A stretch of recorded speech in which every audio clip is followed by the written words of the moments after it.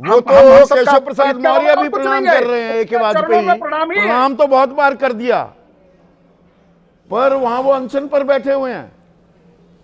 एक सीधा सा स्नान की बात है। देखिए यहां पर दर्शकों, सनातन की परिभाषा मैं किसी से और से नहीं पूछने वाला हूं, वो पहले आपको बता दूं।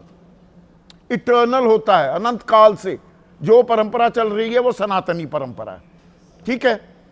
सनातन के मायने क्या होते हैं, थोड़ा सा ये भी आपको बता दूं दर्शकों। सब सनातन सनातन सनातन कहने लगते हैं, पूछने लगूंगा तो नहीं बता पाएंगे, इसलिए मैं खुद ही बता रहा हूं। ईमानदारी, जो जीवित प्राणी हैं उनको चोट नहीं देनी, जानवरों को भी नहीं, इंसानों को भी नहीं।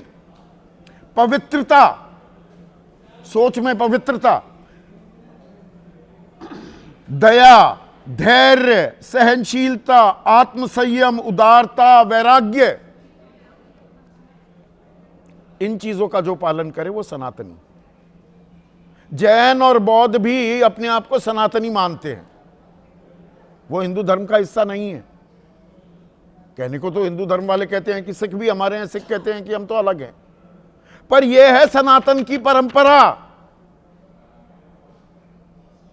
इसका पालन हो रहा है क्या? क्या हो गया बताइए। ये परंपरा नहीं है, बदल दी इस शख्स ने। किस शख्स ने? यही जिनकी डिबेट चल रही है। अच्छा, तो ईमानदारी, पवित्रता, दया, धैर्य यूपी सरकार दिखा रही है। मैं बताता हूं क्या है। बताइए ना। तिरंगा फहराइए, अनशन करिए, राजनीति में पदार्पण करिए, मणिपुर जाइए, एक महंत मुख्यमंत्री बना दिया जाए। संत महंत तो राजनीति में आते ही नहीं है। आपने परिभाषा कमाल की बात कर रहे हैं। हाँ, बताइए बताइए। इनका फर्ज है सिर्फ और सिर्फ सनातन की बात करें, तिरंगा ना फहराएं, अपनी धर्म ध्वजा फहराएं। मतलब आप खुद तो उसको डाइल्यूट कर रहे हो, उस पद की गरिमा को नीचे गिरा रहे हो।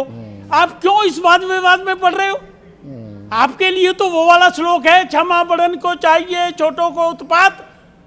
इनको तो सिर्फ ये करना था, अगर रुकावट डाली सरकार ने या उनके प्रतिनिधियों ने या पुलिस ने, अपना कमंडल लेते, पालकी पे बैठे, तथास्तु भस्म हो जाओ, सब खत्म मामला, श्राप दे के अपने घर चले जाते पहाड़ों पे। अच्छा, मतलब आप कमाल कर रहे हो। अच्छा, सनातन की परिभाषा भी बता रहे हो, और जो व्यक्ति का आचरण है तो सनातन को सुदृढ़ करने के लिए एक हिंदू सम्मेलन कल जो आरएसएस ने किया, और वो जिम्मेदारी तो शंकराचार्य की होती है। सबसे पहले अगुवाई तो वही करेंगे, मैं वही तो उस राह की। मैं वही कह रहा हूं, मैं वही कह रहा हूं, एक जगह बिठा दो 9 दिन। मैं वही कह रहा हूं कि शंकराचार्य को सिर्फ और सिर्फ एक काम दिया गया है कि धर्म का प्रचार प्रसार करिए, सनातन की बागडोर आपके हाथ में है। तो वो आप सबसे बड़े जगत गुरु हैं। परंपराएं जो शंकराचार्य को मिलनी चाहिए वो नहीं दी जाएंगी, तब भी वाद विवाद नहीं करेंगे आप। अच्छा, तब भी यही नहीं तो गुण करेंगे। बताया आपने, धैर्य। क्या क्या पढ़े आपने? खुद तो ही पढ़े। मतलब उप मुख्यमंत्री कहेंगे भगवान शंकराचार्य नो कंपैरिजन, और मुख्यमंत्री और यूपी प्रशासन एक अपराधी की तरह उनके साथ सलूक करेंगे। अपराध किया है ना, संविधान कानून पढ़ाया जा रहा है। सुनो तो सही, मुख्यमंत्री की बाइबल है संविधान। अच्छा अच्छा, वो कौन था, क्या नाम था, मैं भूल गया नाम। वो कौन सा है कथा बांचने वाला जिसको गार्ड ऑफ ऑनर दिया गया? नाम तो मैं भी भूल गया। क्या मतलब है? सेकंड है कथावाचक वाले, उससे क्या मतलब है? गार्ड ऑफ ऑनर दे रहा था। शंकराचार्य अलग है, कथावाचक अलग है। गार्ड ऑफ ऑनर दे रहा था। गार्ड ऑनर किसको दिया जाएगा, किसको नहीं दिया जाएगा, वो अलग विषय है। पहले शंकराचार्य तक तो कन्फाइन करो, whether he is acting as a Shankaracharya और नॉट। सवाल इस बात का है। अच्छा, सवाल ये नहीं कि योगी जी क्या कर रहे हैं या उनकी पुलिस क्या कर रही है, आपका कृत्य क्या है। बिकॉज आप कह रहे हो कि मैं जगत गुरु हूं, भगवान हूं, मैं अपनी पालकी से नीचे नहीं उतरूंगा। बिल्कुल मत उतरिए। जहाज में भी पालकी लेके जाते हो क्या, या छोड़ देते हो नीचे प्लेन में? देखिए, ये खाम खा का विषय है, मैं इस विषय में पढ़ना भी नहीं चाहता। राजनीति अलग है, धर्म अलग है। अब तो पड़ गए। राजनीति अलग और धर्म अलग है। हम नहीं अलग हैं, बिल्कुल अलग होने चाहिए। होने चाहिए। चाहिए से क्या होता है? अलग है क्या? शंकराचार्य को कम से कम सिर्फ धर्म तक कन्फाइन अच्छा, शंकराचार्य को वो जो बीजेपी और आप लोग करते रहे हम धर्म तो का पॉलिटिक्स इस्तेमाल करेंगे ना। अच्छा, आप हम पॉलिटिक्स तो राजनीतिक करेंगे हैं, खुल के कह रहे हैं। और जैसे लेकिन इस्तेमाल करना चाहेंगे उनको- धर्म का वैसे उनको करेंगे अपनी इजाजत- सहूलियत के हिसाब से। उनको इजाजत ये नहीं वाह, है कि धर्म ये की कमाल परिधि- का तर्क है। धर्म की परिधि से बाहर निकले। अच्छा, उनको इजाजत नहीं है। शंकराचार्य धर्म की परिधि से बाहर नहीं निकलेंगे, आप धर्म का इस्तेमाल राजनीतिक इस्तेमाल ये हमने नहीं कहा है। करेंगे। हमने कहा हम राजनीति करेंगे, हम समाज सेवा करेंगे, धर्म के हम अलग नहीं पढ़ेंगे। अलग धामों में, पीठों में, इन बाबाओं के शिविरों में जाएंगे, वहां पर भाषण भी दिए जाएंगे, बीजेपी के बड़े बड़े नेता जाएंगे, वो काम सही है। पर अगर साधु संत कोई राजनीतिक बात कह दे या जिसमें राजनीतिक नफा नुकसान हो तो ये नाकाबिले बर्दाश्त है। ये साधु संतों के लिए और खास तौर से शंकराचार्य ये के लिए सारे वर्जित सनातनी है। बने हुए, ये कथावाचक, कथा बांचने वाले बीजेपी जहां चुनाव होते हैं उन राज्यों में जाकर शिविर लगाते हैं और पाठ करते हैं, तो वो राजनीति नहीं है। अरे वो कथा उनको बाची, नहीं एक रोकेंगे, सेकेंड। शंकराचार्य को अरे सुन रोकेंगे। तो लो, हाँ। कथा बाची, बोरियां इकट्ठी की, अपने घर और चले गए सबको बस। हिंदू और इससे बनाओ, ज्यादा सब क्या कर नाम रहे हो? बंद हो जाओ। इससे ज्यादा क्या कर हर रहे हो? राजनीति जहां पर चुनाव होने वाले हैं उन राज्यों में ये चले जाते हैं। देखो, राजनीति को मैं जोड़ूंगा ही तो नहीं। ये ना मैं भी नहीं ये जोड़ूंगा। राजनीति नहीं करते। बिल्कुल मैं नहीं जोड़ूंगा उसको राजनीति अच्छा, को। आप इसे- कथावाचक तो कॉमर्शियल एक्टिविटीज कहता हूं मैं। ज्ञान बांट रहे हैं, फीस ले रहे हैं और अपने घर जा रहे हैं और हेलीकॉप्टर और जहाजों पे सेवन कर रहे हैं। तो पर उनसे हिंदू कोई ये तो शंकराचार्यों से बड़े प्रतीक बन गए हिंदू धर्म ना के। ना ना, कोई नहीं बना सकता नहीं उनको। बना सकता? नहीं बन सकते। बना तो रहे हो। पत्नियां जो सनातन की, देखो सनातन को छोटा भी मत मानिए। सनातन धर्म एक सदियों सदियों युगों से चला आ रहा है, समाज सिलसिला है ये। युगों से चला आ रहा है। तो यहां पर एक बात बिल्कुल वाजिब लगी मुझे, राजकुमार भाटी, मैं आ रहा हूं अभय आपके पास। जो ए के वाजपेयी कह रहे हैं, अरे भाई एक कायदा है, इस देश में कानून है, परंपराएं जो भी हों, आपको नहीं अगर प्रशासन जाने दे रहा 9 दिन तक वहां बैठने की क्या जरूरत, श्राप देकर वापस चले जाते। सनातन की जो पहचान है, 8-9 गुण जो मैंने गिनवाए, उनमें से तो एक भी गुण का पालन नहीं कर रहे अभी मुक्तेश्वरानंद।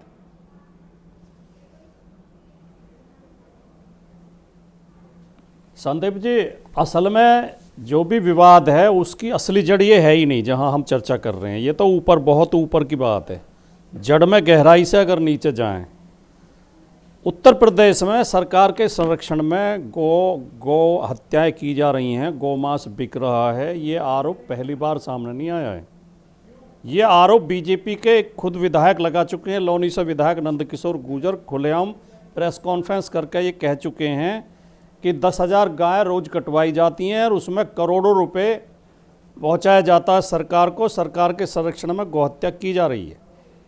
यही आरोप शंकराचार्य और मुक्तेश्वरानंद भी लगा रहे हैं बार बार।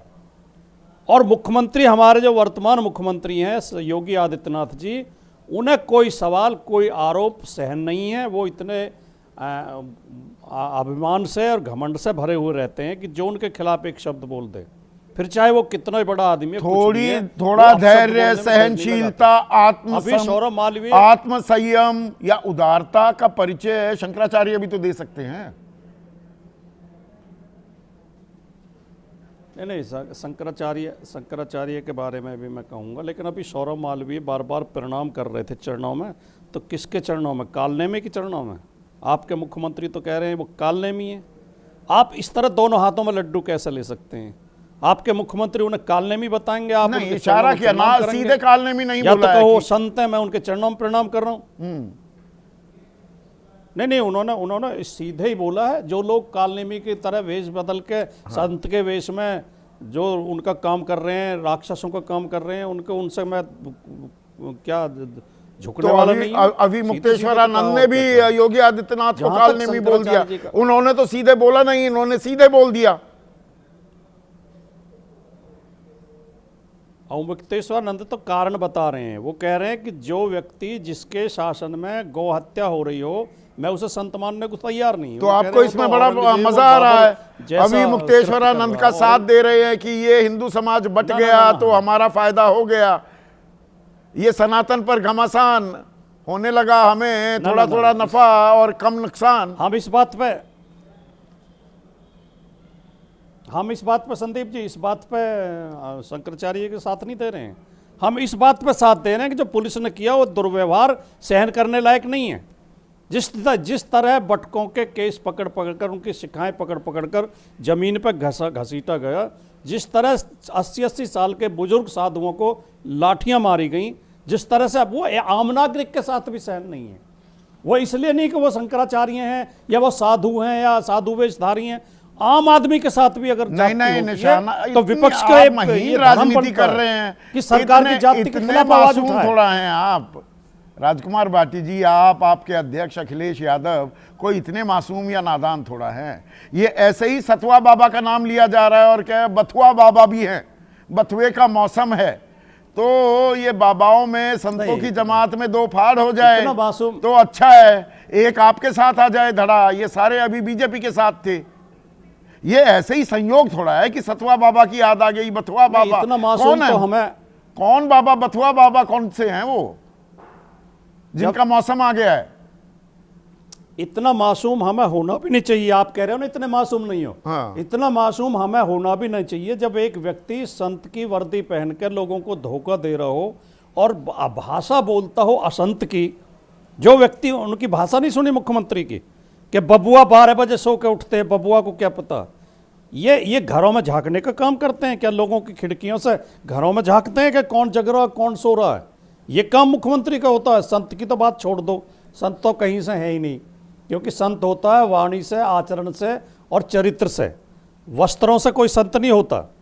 तो ये जो इस तरह की भाषा बोलते हैं, अखिलेश यादव जी मिलिट्री स्कूल के पढ़े हुए हैं, मिलिट्री स्कूल में नियम होता है 5 बजे उठने का। वो उन्हें जल्दी उठने की आदत है, जल्दी उठते हैं, अध्ययन करते हैं, लोगों से मिलते हैं। इतना सौम्य सुशील, ये बथुआ बाबा कौन है? ये बाकी बाबाओं पर भी ऐसे अब आपको मौका मिला है कि अगर खेमेबाजी हो रही है तो होने दीजिए, उसे हवा दे रहे हैं, उसमें छौंक लगा रहे हैं। नहीं तो खेमेबाजी हम थोड़ी कर रहे हैं, हम तो राजनीतिक सवाल उठा रहे हैं और वो हमारा धर्म है। अगर सरकार जाति करेगी, सरकार गलती करेगी, सरकार अहंकार में चूर है। हमारे मुख्यमंत्री अहंकार और जातिवाद से घिरे हुए हैं, घोर जातिवादी हैं, घोर अहंकारी हैं, कानून व्यवस्था का सम्मान नहीं करते, संविधान का सम्मान नहीं करते। ठीक है।